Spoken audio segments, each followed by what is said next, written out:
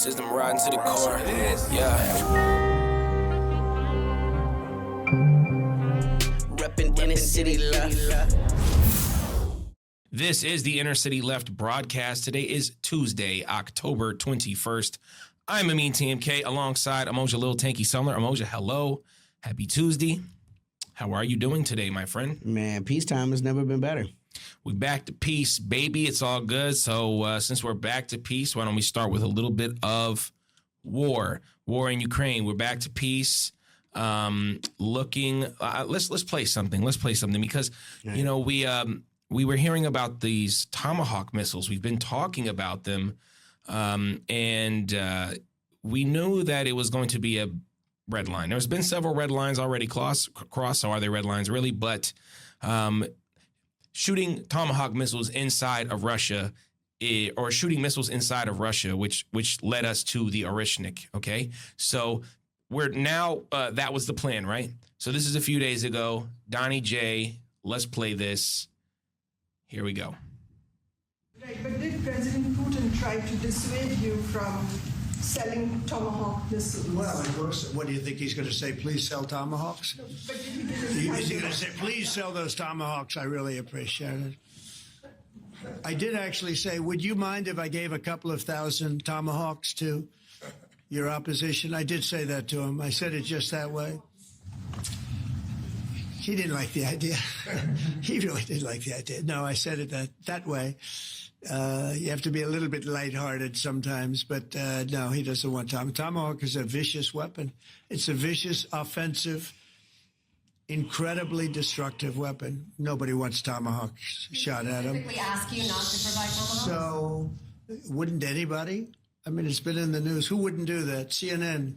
Who wouldn't do that? You know? Do you think he's going to say, I'd love to have Tomahawk sent my way? I don't think so.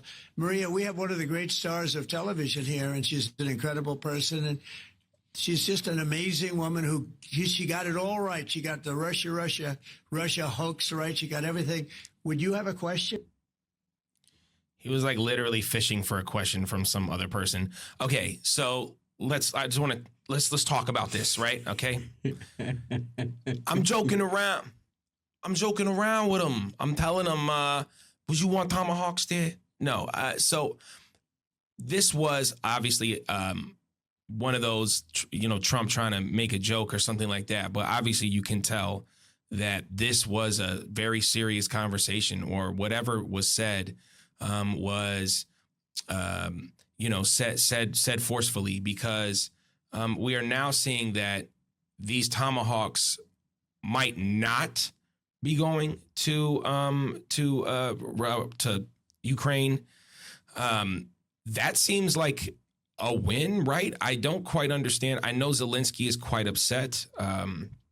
There has been this conversation now. I'm going to show this real quick. This idea now that Ukraine is going to be looking for Europeans to support, because these Tomahawk missiles may not be going into Ukraine. Zelensky has said before, I need more than drones. I need more than this. Do you think the Tomahawks are really off the table?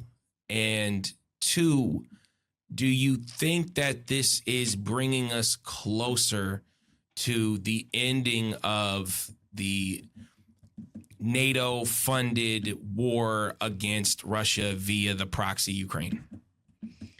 I think the missiles are actually already there. I'm gonna be honest with you. I think here's the thing though, right? It doesn't matter if the missiles are there. What matters is who fires them, because Ukrainians can't fire them. And that was the sticking point for the Russians all along. They're like, we're not going to play these games with you. If you fly a Tomahawk missile across the traditional borders, right? I'll make it nice and easy for the liberals of Russia. We know that it's coming from the American military.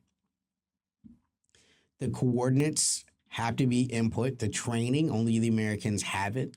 The entire tracking system is the American militarized global positioning. satellites, right? So like the only thing is maybe the missile would be in the actual borders of Ukraine, right? In the strictest possible sense of the word, you can maybe construe it as, oh, they're Ukrainians. But see, this has been a long line of red lines, right? And when we're talking about on this show, why Putin is starting to get heat in Russia, it's because of these things. Like a year or two ago, the whole point was we can't allow the F-16s because the F-16s can be tipped with Tomahawks, which can be tipped with nuclear weapons, right? So what they've done is they've salami sliced. It's like, all right, well, they got the F-16s, but so long as they don't have, the missiles that can come in, it's not, the end of the world. Well, we're now literally at the end of the world, right? All that's left is giving the Tomahawks and giving authorization for them to fire. And the thing about it is the one thing that Trump is absolutely correct is it is a very dangerous missile. It's a cruise missile. We've talked about the difference between ballistic missiles and cruise missiles on this show. But a cruise missile is meant to fly under the radar. It's subsonic, so it's not very fast, but it doesn't have to be if you don't know that it's, even in the air. Right. So often a Tomahawk flies low enough to not be engaged by surface to area missiles. And it's not like the kind of weapon that blows up a city. Right. Unless, of course, it's tipped with a nuclear warhead, which you don't know. You don't know. You don't know until it goes boom. Right. Like, oh, no, this wasn't the regular kind. Right. And now, like, Moscow's gone, right? St. Petersburg is gone, which are both cities, by the way, that would be in the range, okay, of a Tomahawk fired from most of conventional Ukraine. So these are just unacceptable things. And I think this is what Putin relayed to Trump, right? You have conflicts as well. If you choose to arm our enemies, we have no choice but to choose to arm yours. And I really think this is when it stuck with Trump. I really felt like an if then, right? If you give the Ukrainians these weapons, we will give the Venezuelans these weapons, right? Because Russians have, intermediate missiles that can hit the United States if they were positioned in a place like Venezuela or Cuba or any of those things, right? And both of those options, by the way, would be available. So you're talking about, once again, the Cuban Missile Crisis played out at large, right? And these are the things that Americans don't get. These are the things that the reporters is like, did Putin talk you out of it? No, Putin explained to you what the consequences would be. If you're okay with Miami getting hit, if you're okay, you know what I'm saying? Like, and that's what Putin is trying to convey is like, liberals want war. Let's not forget the all the nonprofit ladies who said #close the skies when the special military operation happened. Liberals want domination. What liberals don't understand is, right, domination requires subjugation. And Russia is not subjugated. Russia is militarily in the driver's seat for what's happening in Ukraine. They may have given up Syria and given up their ambitions in the Middle East, maybe.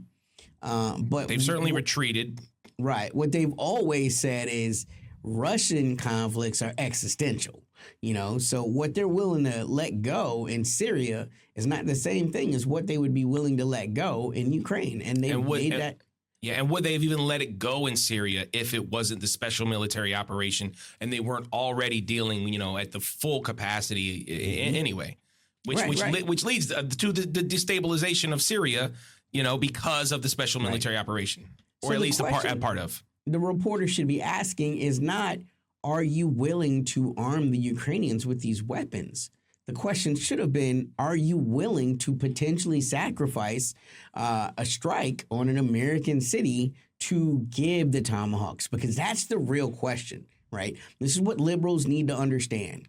Like, if you're talking about striking Russia, you're talking about a country that has the capacity and the potentially the desire, right? The organic desire from within the country to strike back.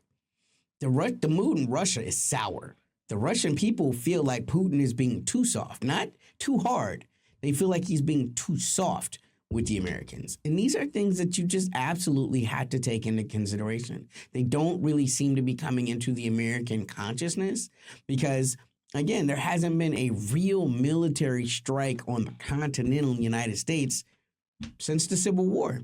You know, even if you look at what happened in 9/11, that was a one-off, you know, and again, taking the official story exactly for what it is, you know, that would be a one-off. It does, right? But what happens when it's once every Monday, right? Or once a month, or, you know, like, because those are dealing with someone like Russia in a militarized capacity presents those type of opportunities. Again, this is without even talking about necessarily going to nuclear war.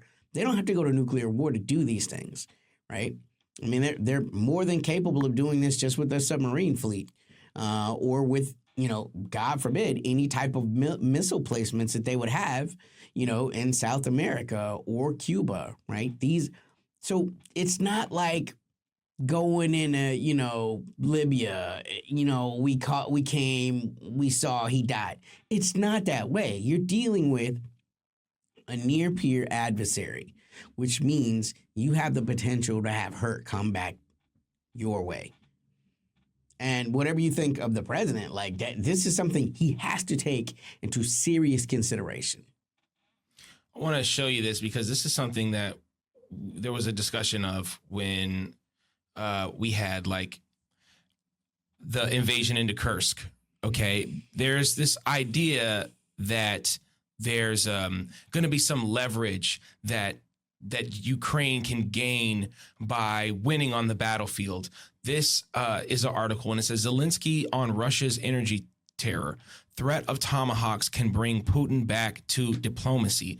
President Volodymyr Zelensky has stressed that diplomats and international partners must work as actively as possible to increase pressure on Russia, which continues to strike Ukraine's energy infrastructure. That is directly from Volodymyr Zelensky's Twitter handle, Twitter page, I should say. And like I said, if you remember this whole invasion into Kursk, you know, the Zaporizhia plant as well, all of these little land grabs that Ukraine does. Let's not forget there was a terrorist attack in Moscow at the orchestra hall. So there's been lots of these red lines crossed. Okay, lots of these terrorist acts been crossed. And there is this idea that the leverage will help get better deals. And that's something that I feel like Zelensky is always trying to push out there, and something that Trump maybe believed as well.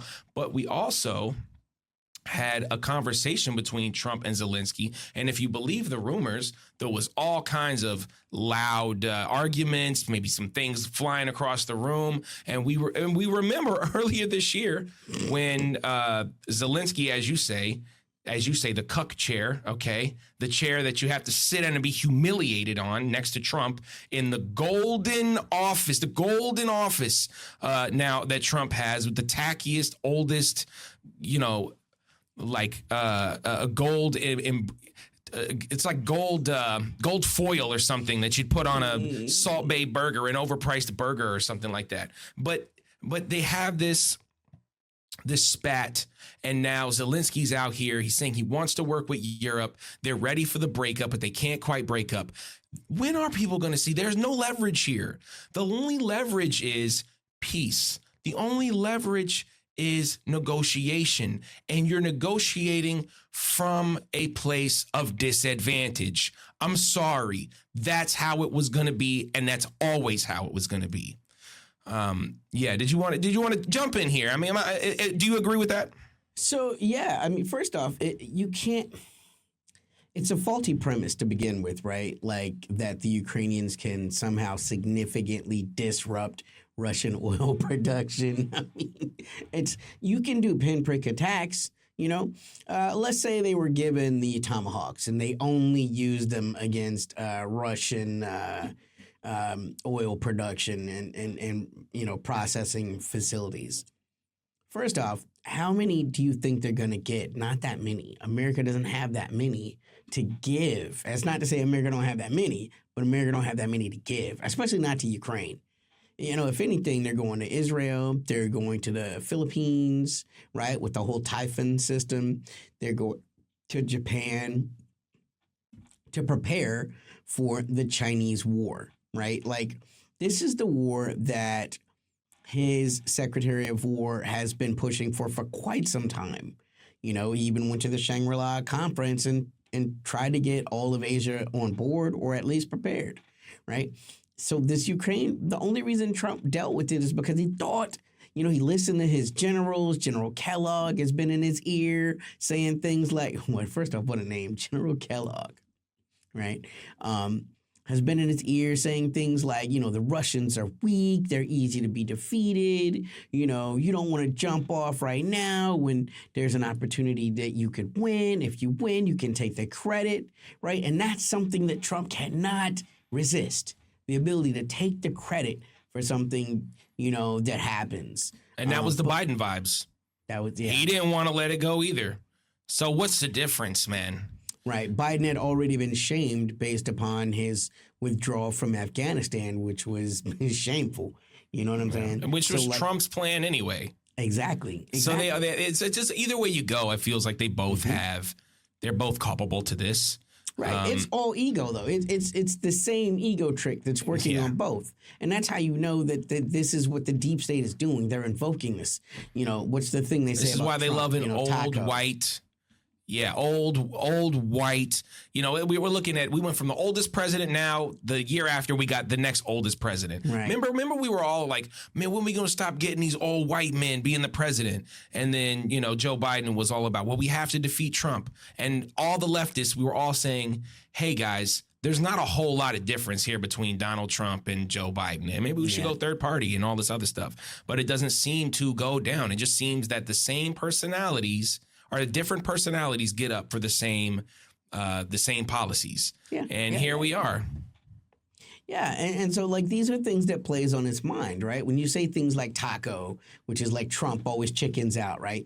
His ego cannot withstand that. It cannot bear that type of slight because he sees himself as such a macho man, the kind of a man that hangs out with Dana White and Joe Rogan. You know, he goes out to the UFC and, you know, he was in the WWE. You know what I'm saying? Like, his ego can't withstand those type of slights. And so he's willing to do these things. But the longer it's drawn out, the worse that we've seen that it is. Now, Trump will still go out there and Trump these ridiculous statements like the Russians have lost 1.5 million soldiers, right?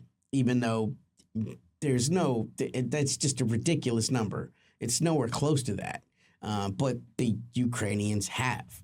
Look at the population numbers for Ukraine in 2022 and look at the population numbers now, right? There's funny little things like government censuses and population tallies that tell you. So you don't even see that 1 million Russians have died, period, in the population of Russia since 2022. So, you know, who are these mystery Russians that are dying?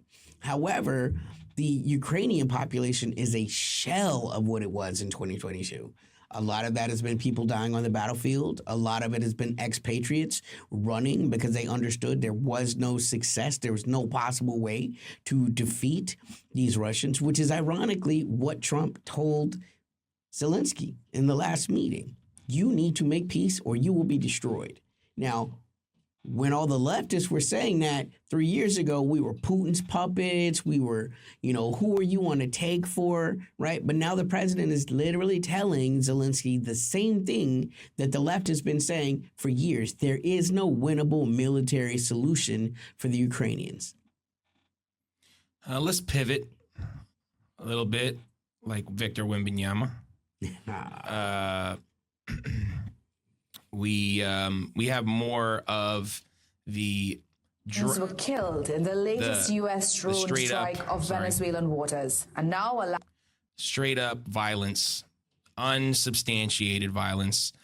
This is a report of 2 men from Trinidad and Tobago that was in these quote unquote drug boats. What is a drug boat? I don't know. I guess you know, there's some sort of trafficking allegations again by Pete Hegseth, which we know are absolute lies. And this is sort of what comes from the actual lives that are lost in this. And then we can kind of get into the discussion, but I just wanted to show this to you and our viewers as well. Believed to be Trinbagonians were killed in the latest U.S. drone strike of Venezuelan waters. And now Alas Cuevas' family is demanding answers. They say Chad Joseph wasn't a trafficker, just a young man trying to come home. Jensen Levent went to the fishing village to speak with the family. Like most of the men gathered here at the Las Cuevas fishing depot, Chad Joseph was a fisherman. Both his relatives and residents are denying strenuously that he was involved in drug trafficking. They say his killing was unjust. When Prime Minister Kamala Persad-Bissessar said the United States should kill alleged drug dealers violently, no citizen was listed among the dead. On the U.S.'s fifth airstrike, Trinidadians Chad Joseph and another man identified only as Samaru were among 6 people killed on Tuesday, taking the number of alleged narco traffickers killed by the U.S. since September 2nd to 27. So we are now seeing Trinidad and Tobago being brought into this, and they have absolutely nothing to do with this. The president obviously seems to be right in with the United States, again, saying that, you know, it's okay to kill drug traffickers instantly. This is now a thing that we've been hearing a lot, this ramping up of, you know, extrajudicial killings here in international waters. Again, Pete Hegseth got sort of on his little, interview or whatever, talking about, you know, these are drug runners, these are traffickers. But what we see is a bunch of fishermen that are getting killed, extrajudiciously killed in this war against drugs, which is not a real war, or it certainly is a war in terms of casualties, but not in terms of stopping drugs. And we are now dragging Trinidad and Tobago into this, as well as possibly Colombia. I want to just show you this here. I think I don't have anything for that, but I was seeing as well that Gustavo Petro, who is the president of Colombia, now they're trying to sanction him. They're trying to, stir up, issues in Colombia with him. Your thoughts on both the fishermen getting hit and Gustavo Petro of Colombia? Yeah, so this is becoming, once again, right, the United States reasserting its hegemony in this hemisphere, trying to demonstrate that it is the most powerful military force, right? So in many ways, you should look at this as the American Navy is goading the Venezuelans into battle, right?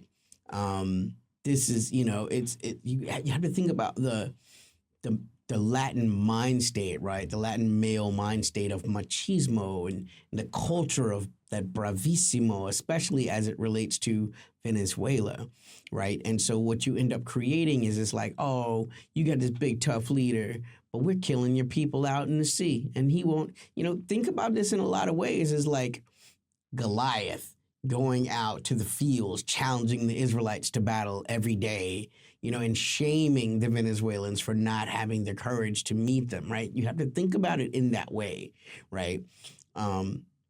Because the United States Navy is unmatched in this hemisphere. That's just not a question. Truly, it's unmatched in the world. The only people that could give battle in this type of pitched battle way with the United States would perhaps be the Chinese, right? Even when you think about what the Yemeni did, they have the situation of geography on their side, right? You have a very powerful force in a very small enclosed area. There are lots of islands out there with the Yemeni where, they can hide weapons and boats and such. Venezuela has none of those type of advantages, not on the water, right? They have a lot of advantages on the land, right? Which is kind of what they're saying. If you want a war with us, come to our country, battle us in the jungles, on the mountains, But, I mean, it's so ridiculous that it's hard to consider in any type of real way, and no one really should. If this was really about drugs, okay, first off, that is a matter of international policing. It is not a military solution. We would be hearing about this from the DEA, which has been relatively quiet on this. I wonder why. Right? We know for a fact that Venezuela isn't even one of the largest drug traffickers. In fact, that's much more Ecuador, Colombia, Bolivia. Venezuela is not known for drugs. They're known for gold and they're known for oil. And that's what the president has said he wants. And that's what he's attempting to achieve. This is just the latest excuse. And this ridiculous excuses, man. It's ridiculous to the point whereas even on X, Twitter, right, the official Department of Homeland Security is getting community noted, right? We're like, oh, they're saying they're not drugs. What is this? And then it shows like a drug boat from like 2022 from like the Colombians that have nothing to do with Venezuela. I mean, these things are being noted. I mean, it's just sloppy propaganda. But at the end of the day, what we learned from the Gulf War is it doesn't matter. It's whatever the president says. And the Supreme Court has backed that by saying the president can do any act that he wants to, so long as it is an official president act, and he's doing it under the behest of the powers given to him for the so-called betterment of the United States. So this happened under the Biden administration, under the right? Biden administration, absolutely, right? So that's where we are. They're entreating the Venezuelans to battle, and this can't stand, right? Somewhere there will be a conflict and this will be resolved because this, as it stands, this is an untenable situation. But even this way of giving battle, right? This is not. They couldn't do this to the Iranians, for example, because they have a lot of the same advantages that the Houthi have. Venezuela is relatively undefended, and this is really the challenge for the American left and just the Americans in general, right? You have to ask yourself, what is acceptable to you? What are you willing to accept? You don't have to like Hugo Chavez. You don't have to like any of these leaders. You don't have to like Maduro, right? Hugo Chavez is dead, but Maduro is the replacement. You don't have to like the Cuban government, but you do have to ask yourself, what right does the American government have to replace these governments that stand in? I mean, under what authority? There's not a United Nations mandate. This is a unilateral choice. Yeah. And they're criminals. This is criminal, international criminal behavior, terrorist behavior. We talked about Ukraine and their terrorist, proclivities. But this is this is what they're doing, man. Anyway, and also just wanted to say too, I don't know if you had mentioned this or not, Colombia is recalling their ambassador from the United States. I mean, I feel like that's not nothing. I knew they did that with Israel. I didn't know that they did that with the United States. That's a big deal. Colombia has recalled its ambassador when they remove the DEA task forces that are down there. And the American soldiers that are there, right? Like these are bigger. Colombia's in a tough spot, man. Absolutely. I just want to say Colombia's. I just want to be aware. There's only so much credit I want to give Petro. I have to give him some credit, but this is still quite symbolic at this point. I mean, if the Americans wanted to, they could invade Venezuela from the western border, from the bases that they have in Colombia proper. I understand, and people have said that China should do more in Palestine, and people have always said that you can do more. All I'm saying is it's important to acknowledge that the person who was the president before Petro was far more right-wing, and there was none of this wonderful rhetoric that we're seeing. I get that it's not necessarily action, but let's be real. Colombia has been captured, my friend, and this is really maybe the best he can do. But and also with everything that you're saying, I agree with as well. But what we can definitely say is that the United States is at the heart of what's going wrong in the Caribbean and in South America and Central America, and has been for quite a long time. And now maybe we're going into a situation where there's now bodies now from Venezuela. There's now bodies from Trinidad and Tobago. So we're going to see how much more that happens. And it seems like it will escalate. It is. Yeah. Let's just give a shout out to our podcast listeners. We're available everywhere you find podcasts. Apple Podcasts, Spotify, InnerCityLeft.com, Fables, Foibles, Other American Sins, You need to pick that up. Great, wonderful book of poetry. We have music available everywhere. Search me in TMK or Lil Tanky. I also want to say to our Los Angeles, LA squad, our LA fam, we will be at All Power Books coming up soon. I believe this is in November. I don't have the date on me right now. That first week of November, the second week of November. We'll have the details for you specifically on the next broadcast or when we get closer. But we will be doing a live broadcast, maybe talking to an author who writes on CIA's infiltration of the music industry, which is right up our proverbial alley. That's my thoughts. What did I miss? Oh, patreon.com/InnerCityLeft. Shout out to our patrons. Y'all are real heroes. Y'all are the real heroes. Man, that's a fact. More great things on the way. More great things happening for us. Tanky, what did I miss? Your final thoughts. What did we miss? It's everything, man. Nothing happens in the era of peace. It's all, boats get blown up. Did they really exist? I don't know. That fisherman, he was a narco-terrorist, man. And I don't need proof. I got a feeling. Would the president lie? Here. The president's no not kings, man. No kings, except for the real kings. We didn't even talk about no kings. We didn't talk about the no kings. But here's this. We do need to do a discussion on it. And maybe we'll do it with Keita. Maybe we'll do it with Matt. Maybe we'll do it with somebody else. Maybe we need a third person involved. There's always a third. Rami reference. But anyway, we do need to discuss on that. And just in general, like, Hillary Clinton is at your protest, bro. How big of a protest can it be? I said I wasn't Palestinian flags without protest. Let's support NATO, right? Support NATO. The police was like, good job, everybody. All right, anyway, we can discuss this later. For Amoja, Lil Tanky Summer, I'm Amin TMK. This is the Inner City Left broadcast. Peace. System riding to the core. Yeah. Reppin' Inner City Left.